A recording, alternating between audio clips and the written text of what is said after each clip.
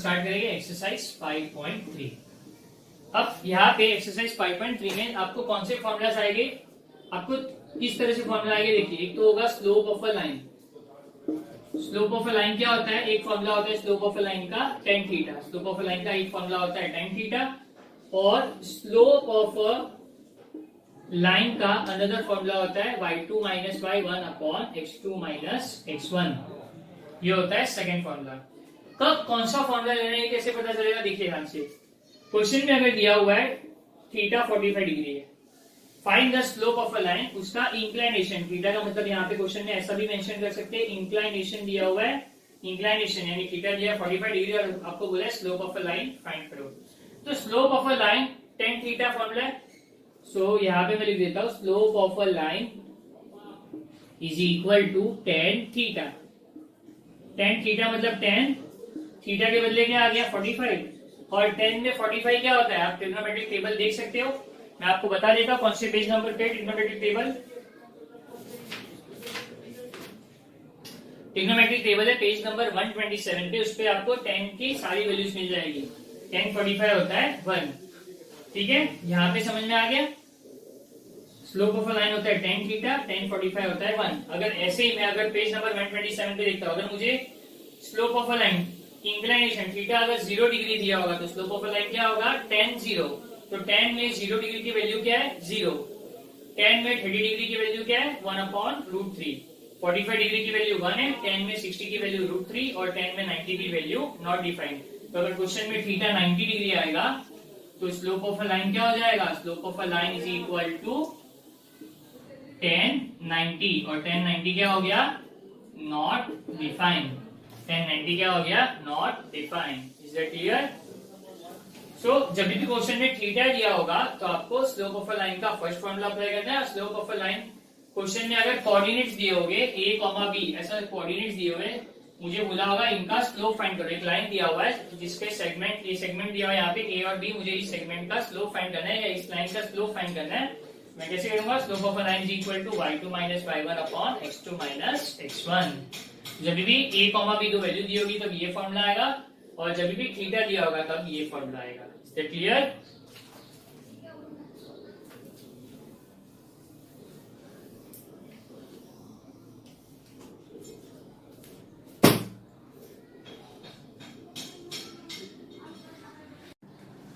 देखिए स्टूडेंट्स, यहाँ पे मैंने क्वेश्चन सॉल्व कर लिया है। थीटा क्या दिया हुआ है 45 डिग्री दिया हुआ है, क्वेश्चन में 5.3 का फर्स्ट क्वेश्चन है। थीटा 45 डिग्री दिया है, यहाँ पे आपको बोला है slope of a line find करो। स्लोप ऑफ अ लाइन का फॉर्मूला क्या होता है tan थीटा। जब थीटा के पास आ जाएगा तो यहाँ पे क्या आ जाएगा, थीटा की वैल्यू क्या दी हुई है 45 डिग्री, सो tan 45 क्या हो जाएगा 1।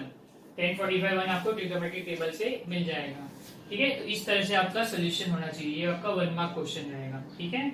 आराम से देखिए, इंपॉर्टेंट क्वेश्चन है।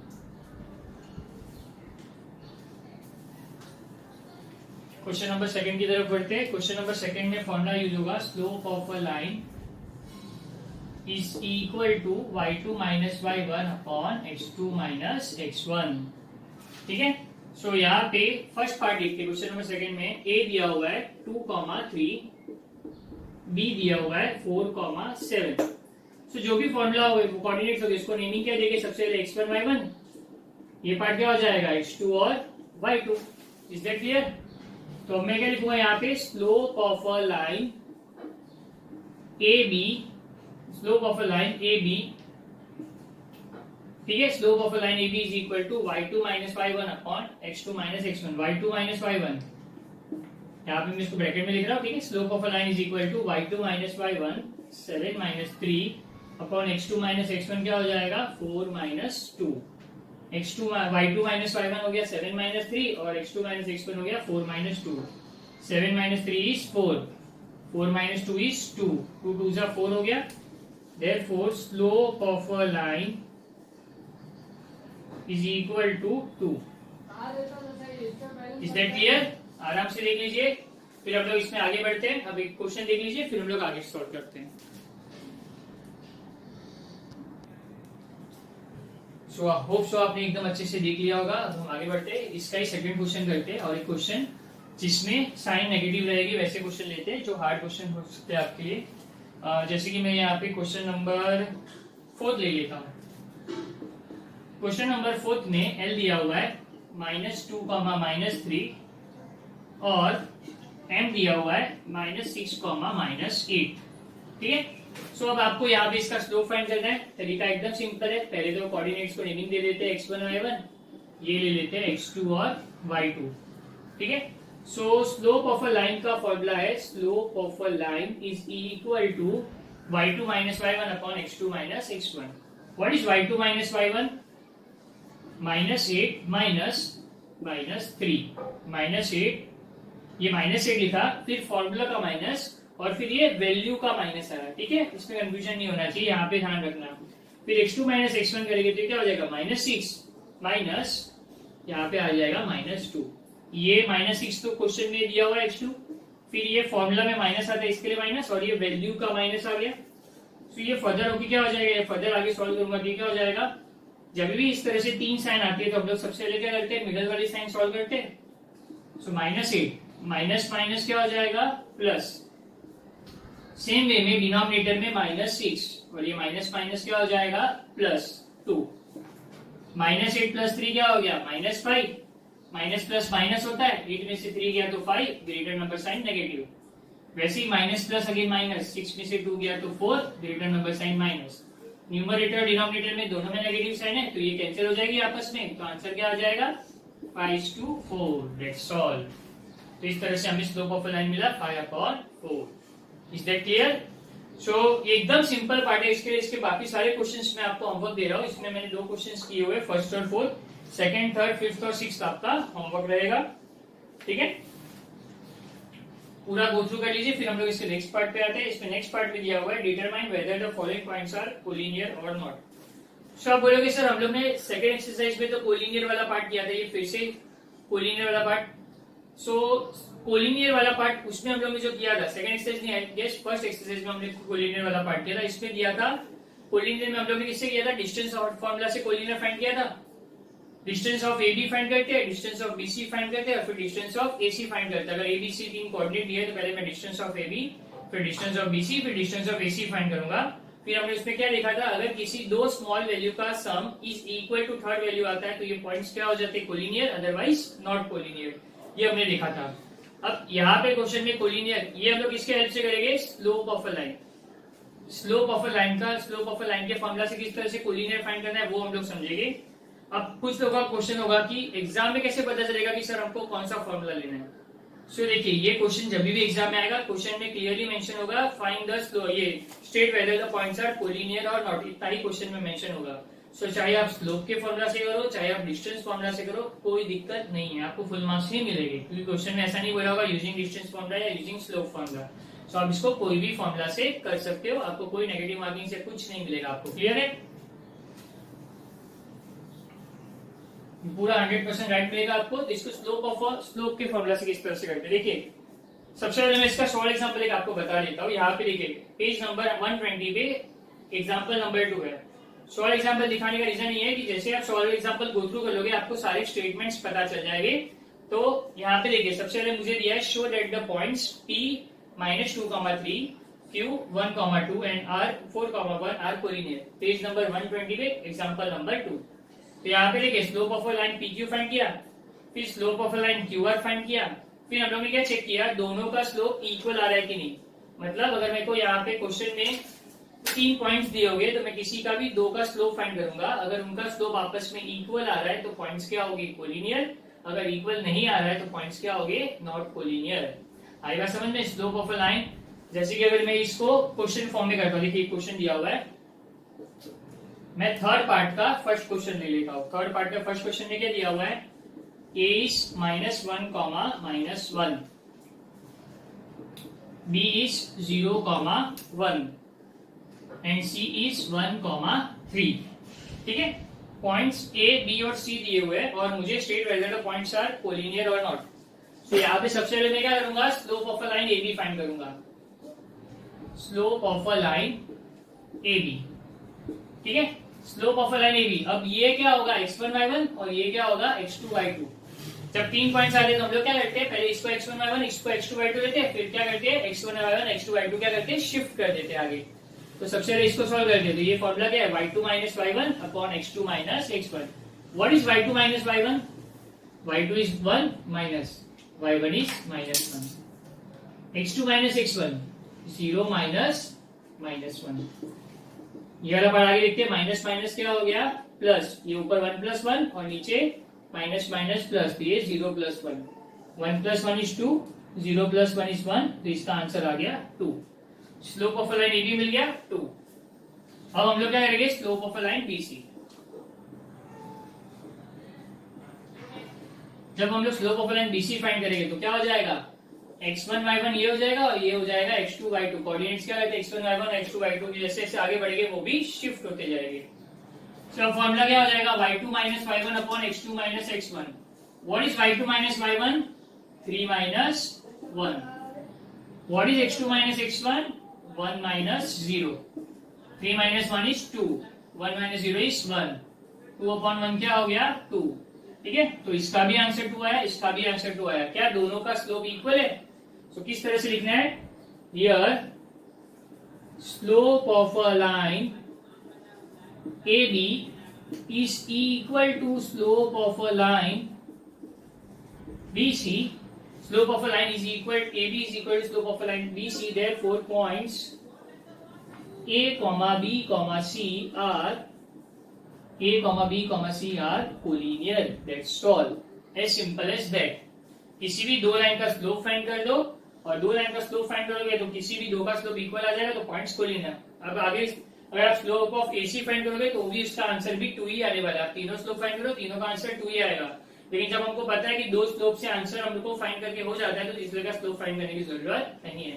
Slope of line A B find किया, slope of line B C find किया, दोनों का स्लोप इक्वल आ गया, points are collinear. That's all. Clear है, आप आराम से लिख सकते हैं। अब हम आगे बढ़ते हैं। इसमें और एक क्वेश्चन ले लेता हूं मैं, इसमें मैं 2 क्वेश्चन ले लूंगा और। क्लियर है, सो फर्स्ट क्वेश्चन यहाँ पे खत्म हो जाता है।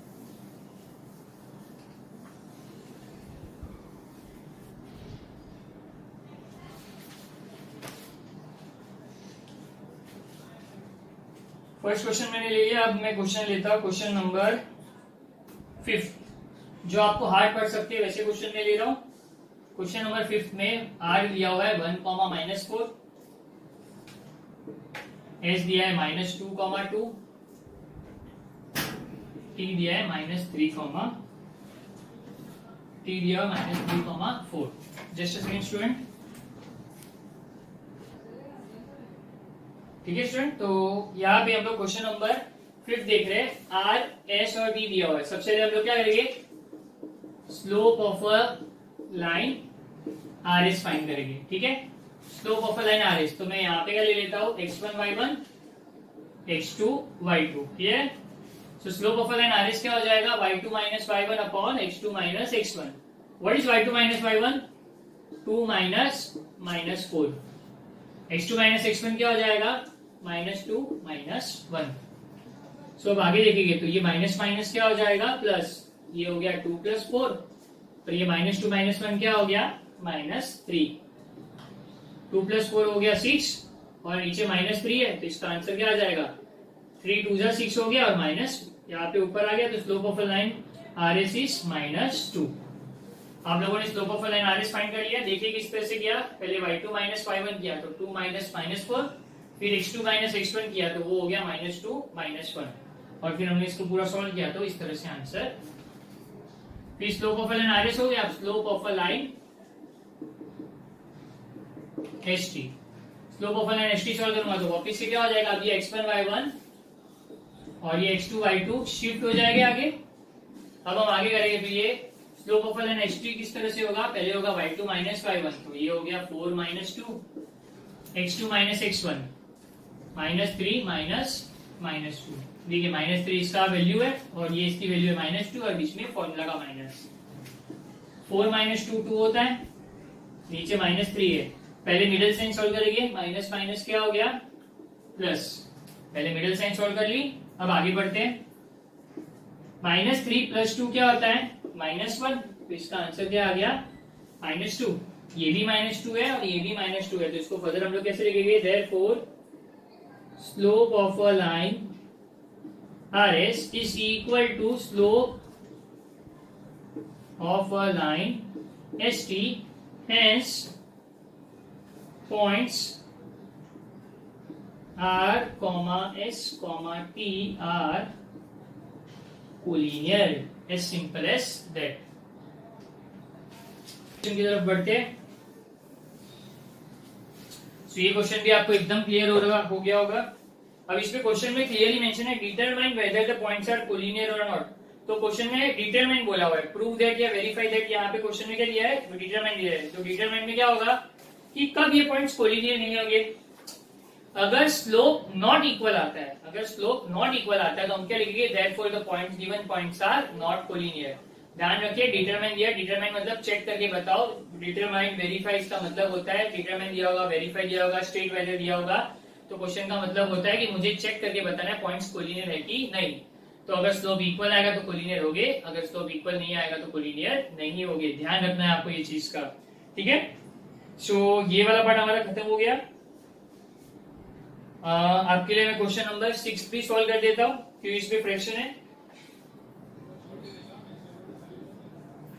क्वेश्चन नंबर 6 में ए दिया हुआ है -4,4,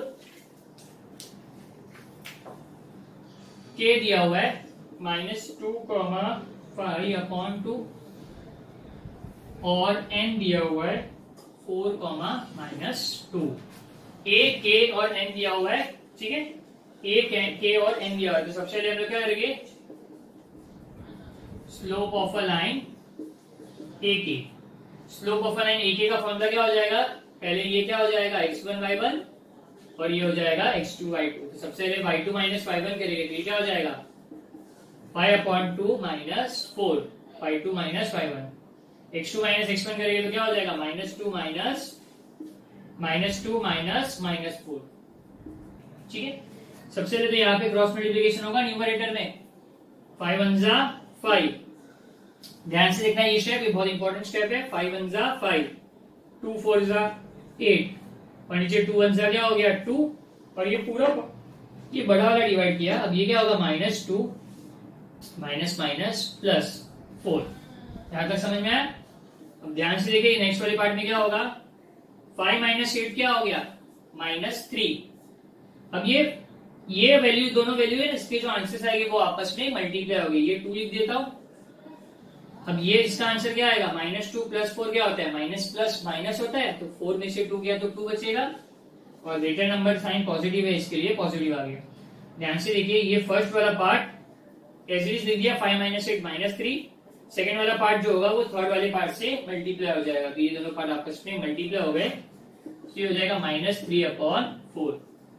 slope of a line A के क्या आ गया -3/4। अब हम लोग क्या करेंगे, slope of a line A K एक बार फ्रैक्शन ले लिया तो मैं slope of a line A N find कर दूं। एक बार फ्रैक्शन ले लिया तो दूसरी बार फ्रैक्शन नहीं लेते। आपको पता है कि मैं x1 y1 x2 y2 इस तरह से शिफ्ट कर लेता हूं, लेकिन अगर मैं इसको इस तरह से लिखूंगा x2 y2 तो भी कोई दिक्कत नहीं है।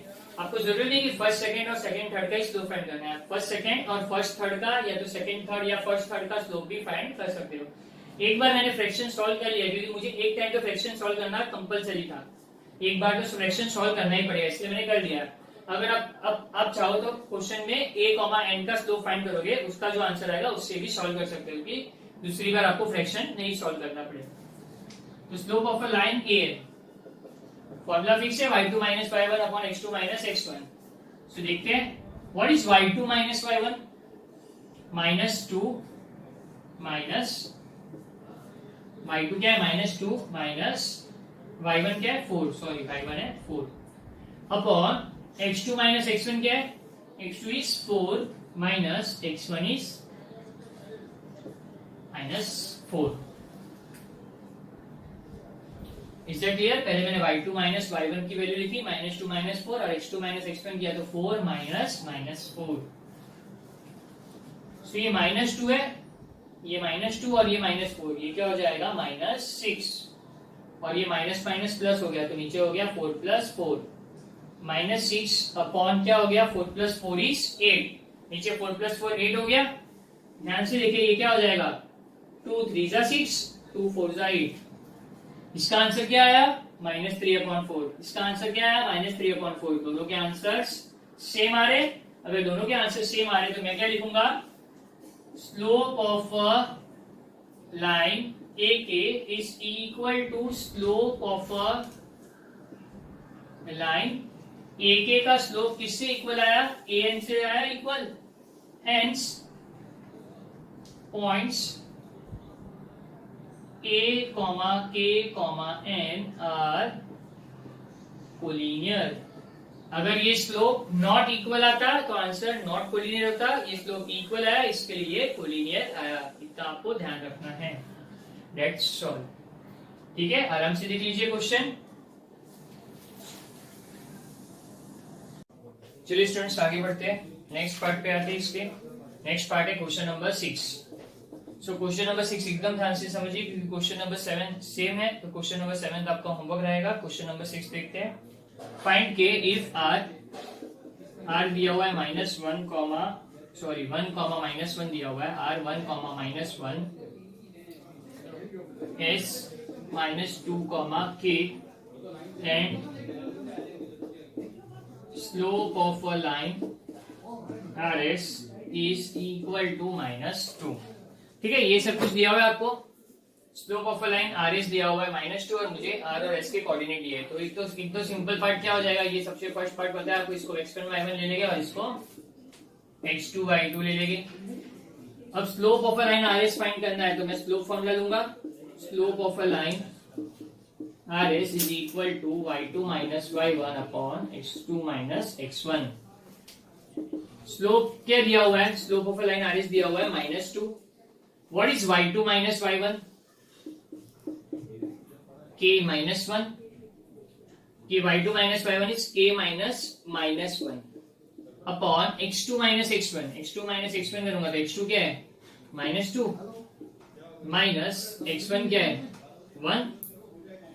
तो मैं इधर सॉल्व करता हूँ कि -2 हो जाएगा K + 1। माइनस माइनस प्लस हो गया तो K + 1 अपॉन -2 -1 क्या हो जाएगा? -3। Is that clear? अब ये -2 यहाँ पे आके मल्टीप्लाई हो जाएगा तो ये हो जाएगा -2 मल्टीप्लाई बाय -3। तो किस तरह से मल्टीप्लाई होगा? देखिए माइनस माइनस क्या हो जाएगा? प्लस, और 2 3 6, मतलब ये पॉजिटिव 6 आ गया और इधर K + 1 इधर आ जाएगा तो माइनस हो जाएगा।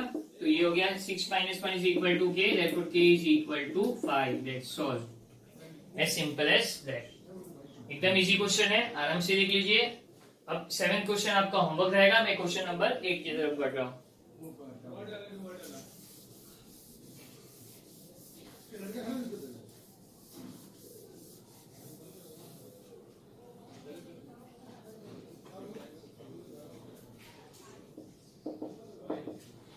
क्वेश्चन नंबर 8 में दिया है find K if PQ is parallel to RS। PQ RS ये दोनों आपस में पैरेलल है। तो एक प्रॉपर्टी मैंने समझाया था, whenever lines are parallel slopes are equal. मतलब मैं बोल सकता हूँ slope of a line PQ और slope of a line RS equal होगा। तो यहाँ पे कोऑर्डिनेट्स दिए हुए हैं 2, 4, 3, 6, 3, 1 और 5, K। तो ध्यान से देखिए, सबसे जब मैं slope of line PQ find करूंगा तो ये x1 y1 हो जाएगा और ये x2 y2। तो ध्यान से देखिए, पहले मैं slope of line PQ find करता हूं। तो स्लोप ऑफ लाइन PQ क्या हो जाएगा? y2 - y1 upon x2 - x1। y2 - y1 क्या हो गया? 6 - 4 और x2 - x1 क्या हो गया? 3 - 2। 6 - 4 क्या हो गया? 2। 3 - 2 हो गया 1, that is equal to 2। Slope of line PQ मिल गया। अब slope of a line RS find करूंगा। जब मैं slope of line RS find करूंगा तो ये x1 y1 हो जाएगा और ये x2 y2। अगेन फॉर्मूला में अप्लाई कर देते हैं, y2 - y1 upon x2 - x1, that is K - 1 upon x2 - x1, 5 - 3। ये हो गया K - 1 अपॉन 2। ये स्टेटमेंट नंबर 2 और स्टेटमेंट नंबर 1 हमको ये आंसर मिल गए, दोनों के स्लोप मिल गए। अब क्वेश्चन में दिया हुआ है PQ is parallel to RS। Question में क्या गिवन वाला पार्ट है, PQ is parallel to RS। अगर PQ पैरेलल टू RS होगा तो इसका मतलब whenever lines are parallel slopes are equal. तो देयरफॉर मैं लिख सकता हूं slope of a line is equal to slope of a line RS। What is slope of a line PQ? 2। What is slope of a line RS? K minus 1 upon 2। Cross multiply करते हैं, ये 2 2 क्या हो गया 4, ये हो गया K minus 1, minus 1 इस तरफ आ जाएगा तो plus 1 is equal to K। Therefore K is equal to 4 plus 1 5।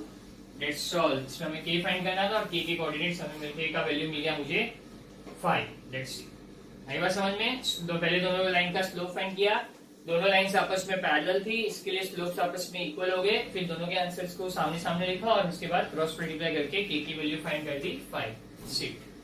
तो यहाँ पे आपका कोऑर्डिनेट ज्योमेट्री का सारी एक्सरसाइज खत्म हो जाती है। जो प्रॉब्लम सेट वाला पार्ट है वो हम लोग क्लास में डिस्कस करेंगे, क्योंकि प्रॉब्लम सेट इसका टफ है। इसमें सारे लेंथी सम्स है जो क्लास में आप जब भी मैं क्लास में कराऊंगा तो आपकी जो भी क्वेरीज होगी एट अ टाइम आपकी सॉल्व हो जाएगी। सो अब आपको ये करना है कि आपको ये चैप्टर का थरो प्रैक्टिस करना है और जो भी डाउट है एक बार टिक करके रखिए, ताकि जब भी क्लास में लेक्चर हो तो आपको जब भी ये लेक्चर होगे तो आपको सिर्फ डाउट्स ही रहेंगे आपके, और बाकी ये चैप्टर आपका पूरा अच्छे से कंप्लीट हो जाएगा। ठीक है।